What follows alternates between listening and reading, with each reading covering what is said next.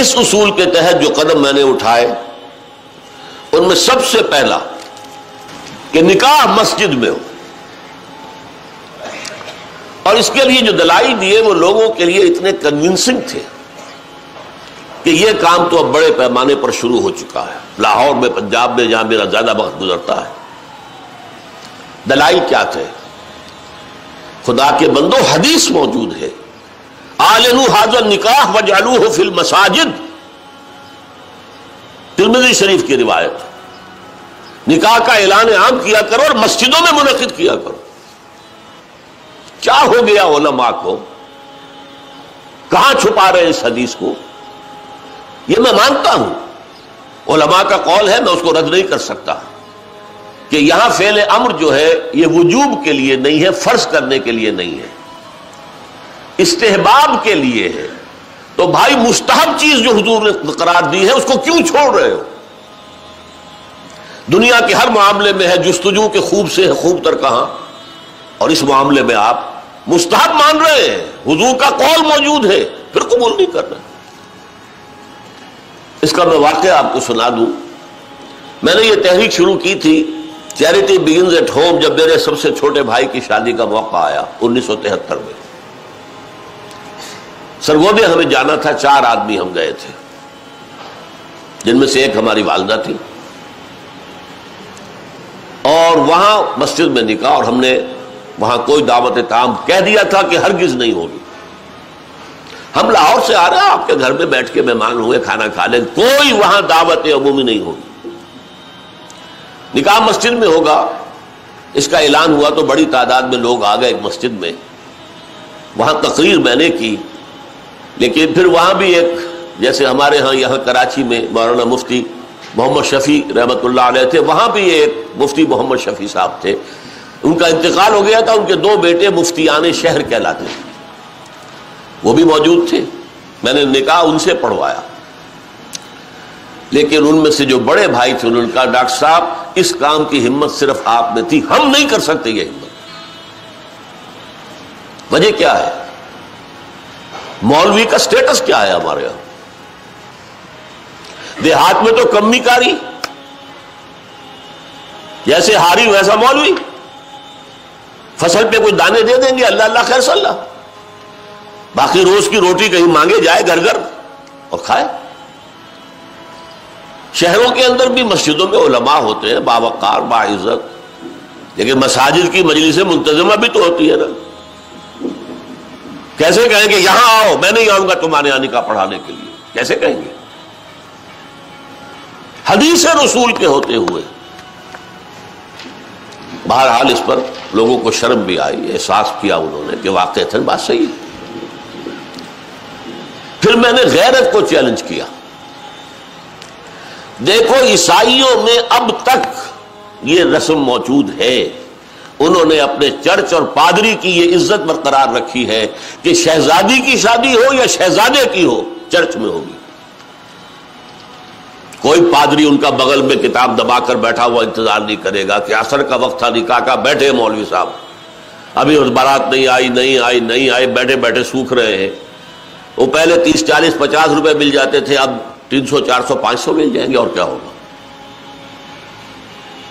اور وہاں کیا ہوتا ہے؟ شہزادہ یا شہزادی چرچ میں آؤ، پادری کے سامنے کھڑے ہو کر ایجاب و قبول کرو۔ بہرحال چرچ کی یہ حیثیت آج تک ہے، ہمارے ہاں نہیں، ختم۔ مولوی کا نہ مقام اور نہ اس کی حیثیت۔ تیسری بات میں نے یہ عرض کی کہ دیکھیے نکاح سے ایک نئے خاندان کا وجود آپ کے معاشرے میں ہوگا، اللہ اولاد دے گا، ایک خاندان وجود میں آئے گا۔ اس خاندان کے لیے دعا کی جاتی ہے، اے اللہ اس نکاح میں دین و دنیا کی سعادت اور برکات عطا فرما۔ وہ دعا کا ماحول ہوتا ہے، آپ نے اعلیٰ ترین سنہری قسم کے شامیانے تان دیے اور فرش میں آپ نے قالین بچھا دیے، صوفے لگا دیے، لیکن وہاں کیا ہوتا ہے؟ سگریٹیں پی جا رہی ہیں، دھواں ہے، کہہ لگ رہے ہیں، غیبتیں ہو رہی ہیں،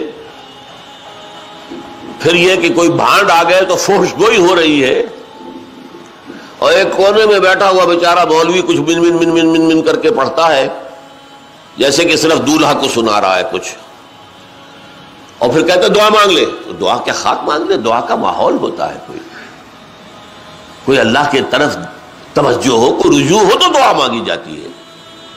لہذا اس دعا کا ماحول بھی جو مسجد میں ہے وہ اور کہیں نہیں. چوتھی چیز یہ بھی غیرت کو جگانے والی ہے. اگر حضور کی بیٹیوں کے نکاح مسجد میں ہوئے تو کون مسلمان ہے جو کہہ سکے میری بیٹی زیادہ باعزت ہے فاطمہ سے رضی اللہ تعالی عنہ؟ میری بیٹی کا نکاح مسجد میں کیسے ہو؟ آخری چیز، اور یہ اصل میں اس ازدواجی رسم کے ضمن میں جو اہم فلسفہ ہے وہ میں بعد میں بیان کروں گا. کس قدر بچت ہو گئی. لڑکی والے کے ہاں آپ جائیں گے، وہ شامیانے لگائے گا، وہ قالین منگائے گا، وہ کرسیاں منگائے گا، وہ صوفے لگائے گا، رات ہے تو قمقمے لگائے گا، بجلی. کتنا خرچہ ہوا. مسجد میں بھی بھائی قالین بھی بچھے ہوئے ہیں، مسجد کے اندر کشادگی ہے، مسجد میں اوپر پنکھے بھی لگے ہوئے ہیں، مسجد میں کرو نکاح اور تمہارا کتنا پیسہ اس میں بچ گیا اس کا تصور کرو. بہرحال یہ تمام دلائل ایسے تھے کہ جس کی بنا پر پہلی بات تو لوگوں نے بڑی آسانی سے مان لی.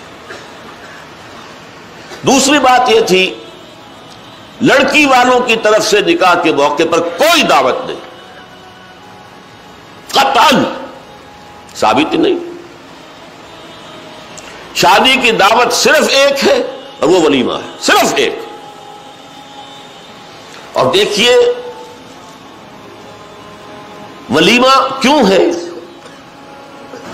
لڑکا جو ولیمہ دیتا ہے اس لیے کہ اس کا گھر آباد ہوا ہے، اس کے ہاں اصل خوشی ہے. لڑکی والوں کے ہاں خوشی نہیں ہوتی. زیادہ سے زیادہ آپ کہہ سکتے ہیں سائی آف ریلیف کہ ایک ذمہ داری کا بوجھ تھا آج وہ اتر گئی، اللہ کا شکر ہے. بس خوشی ہو سکتی ہے، گھر سے بچی نکل رہی ہے. کوئی جانور بھی 6-7 سال آپ کے ہاں رہ جائے تو آپ کو اس سے کتنا انس ہو جاتا ہے. قربانی کا جانور آپ چند دن پہلے لے آئیں اور بچے جو ہے مانوس ہو جائیں تو بچے پچھاڑے کھاتے ہیں کہ کیسے ذبح کر رہے ہو. اور وہ لختے جگر نور چشم آج گھر سے نکل گئی. ماؤں کو غشی کے دورے پڑ رہے ہیں، بہن بھائی رو رہے ہیں، دلہن رو رہی ہے، باپوں کی آنکھیں بھی نم ہو جاتی ہیں. خوشی کا موقع نہیں ہے. اور پھر دیکھیے تماشا، نکاح کے موقع پر چھوارے کون لائے گا؟ لڑکے والے. اور مرغ پلاؤ کس سے کھائیں گے؟ لڑکی والوں سے. تو ذرا عقل کے ناخن لو، جو تمہیں مرغ پلاؤ اور متنجن کھلا سکتا ہے وہ چھوارے نہیں بانٹ سکتا تھا. یہ کیا ہے؟ یہ وہی ہے ہندوانہ پس منظر اور ہمارا اسلامی پس منظر، دونوں یہاں گڑبڑ ہو گئے. لہذا نکاح کے موقع پر چھوارے لاتا ہے لڑکے والا اور پھر دعوت کھاتے ہیں لڑکی والوں سے. انتہائی نامعقول بات. میں نے عرض کیا نا کہ خوشی ہے، دعوت ایک ہے ولیمہ. اس کے لیے حضور نے اتنی تاکید فرمائی. اولمو، یہ احادیث ہے، اولمو ولو بشاۃ، ولیمہ ضرور کرو چاہے ایک ہی بکری ہو تمہارے پاس. اور یہ عرب میں مفلس ہونے کی سب سے بڑی علامت تھی. وہاں تو بھیڑیں اور بکریاں پالتے تھے، ریوڑ ہوتے تھے. ایک ہی بکری ہے تو وہی ذبح کرو، گوشت پکاؤ، کھلاؤ. یہاں تک دعوت اذا دعی احدکم للولیمۃ فلیاتها، جب تم میں سے کسی کو ولیمے کی دعوت دی جائے ضرور جائے. اس سے آگے دیکھیے، اور اس میں توازن جو ہے ہماری دین میں اور حضور کے فرمودات میں، اس کا ایک نقشہ سامنے آتا ہے. بئس الطعام طعام الولیمہ، ولیمے کا کھانا برا کھانا ہے. کیوں؟ اس میں غریبوں کو نہیں بلایا جاتا. ظاہر بات ہے، یہ مسلی کھلانے کے لیے تو ولیمہ نہیں ہوتا. ولیمہ تو ہوتا ہے اپنے دوستوں کو، احباب کو، رشتہ داروں کو، قرابت داروں کو شریک کرنے. لیکن اس کے باوجود، اسی حدیث کا ٹکڑا، اس کے باوجود میں تم سے کہتا ہوں کہ جسے بلایا جائے اگر وہ نہیں جائے گا تو وہ اللہ اور اس کے رسول کے حکم کی خلاف ورزی کرے گا. یہ تاکید ہے. اور یہاں تک تاکید ہے اگر تمہارے کسی بھائی نے نکاح کیا ہے اور اس کے پاس کچھ نہیں ہے ولیمے کے لیے، اپنے گھر سے کھانا لے جاؤ اور اس کے ساتھ جا کر بیٹھ کر کھا لو، سیلیبریٹ کرو. سیلیبریٹ کرنے کی ایک سمبل ہے، یہ اس کی ایک علامت ہے. اب آپ سوچئے جس نبی نے دعوت ولیمہ پر اتنی تاکید ہمیں کی ہے، اگر لڑکی والوں کی طرف سے نکاح کے موقع پر دعوت میں بھی کوئی خیر ہوتا تو وہ ہمیں نہ سکھاتے، نہ بتاتے، کیا بخل سے کام لیتے؟ هي الحلقات تحفظني بآيات من القرآن، هي الحلقات تملأني بحب المصطفى العدنان.